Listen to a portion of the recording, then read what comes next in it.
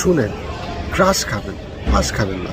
এত ছেলে মেয়ে লিফটে ক্রাশ খায়, বইমেলায় ক্রাশ খায়, রাস্তায় ক্রাশ খায়, শপিং করতে গিয়ে ক্রাশ খায়, স্কুলে ক্রাশ খায়, ইউনিভার্সিটিতে ক্রাশ খায়। ক্রাশ আপনি খাইতেই পারেন, কিন্তু আপনার যদি হঠাৎ করে লিফটে একটা ছেলে বা একটা মেয়েকে দেখে, হঠাৎ করে আপনার কোচিং একটা ছেলেকে বা মেয়েকে দেখেই যদি আপনার কাছে মনে হয় যে সে উচ্চশিক্ষিত, ধার্মিক, মেধাবী, তার মানে কি?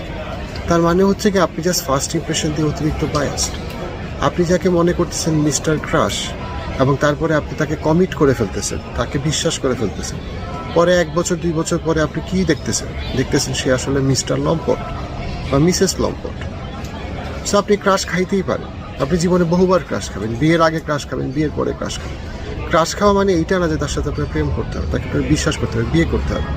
Check compatibility before you jump into a conclusion that সে খুব ভালো।